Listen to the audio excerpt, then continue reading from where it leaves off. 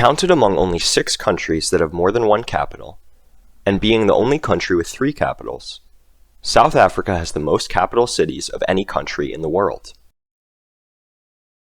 Cape Town, Pretoria, and Bloemfontein serve respectively as the legislative, executive, and judicial capitals of the country. The fact that South Africa has divided its branches of government into 3 capital cities sparks the question, why does South Africa have so many capitals? In order to understand why South Africa opted to have 3 capitals, it is important to understand the history of the country and the region. The history of modern South Africa began on April 6, 1652, when Dutch navigator Jan van Riebeeck landed and began a settlement on behalf of the Dutch East India Company to serve as a supply station for company ships sailing to the East Indies. This original settlement would grow into Cape Town.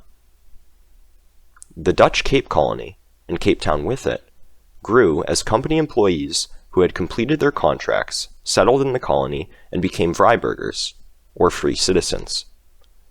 Some Vryburgers resented company control of the economy of the colony, and moved further inland to escape company rule. Known as Boers, from the Dutch word for farmer, these settlers would be a driving force in the expansion of European presence in southern Africa. In 1806, during the Napoleonic Wars, the Cape Colony was seized by Britain, as the Dutch Republic had been transformed into a French client state. Cape Colony was an important outpost along the route to British India, and the colony grew with increased British immigration, especially in the colony of Natal in the southeast, which was also the destination for thousands of indentured servants from British India. Meanwhile, the Boers continued to migrate deeper into the continent, culminating in the Great Trek of the 1830s and 1840s, now to escape British policies instead of Dutch ones. The Boers established independent republics, most notably the South African Republic, or Transvaal, with its capital at Pretoria, and the Orange Free State, with its capital at Bloemfontein. These Boer republics were largely ignored by the British in the Cape Colony and Natal until the discovery of gold precipitated the Boer Wars of the late 19th century, culminating in the absorption of the 2 Boer republics into the British Empire.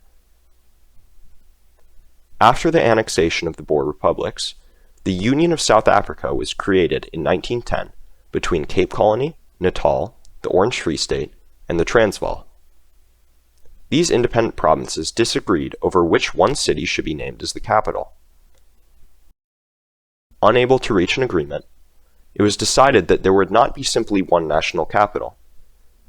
Instead, Cape Town would serve as the seat of Parliament and therefore be the legislative capital. Pretoria would serve as the executive capital and location of foreign embassies, and Bloemfontein would be the location for the Supreme Court of Appeals and serve as the judicial capital. Even after the creation of the independent Republic of South Africa in 1961 and the end of apartheid in 1994, South Africa has retained its 3 capital cities.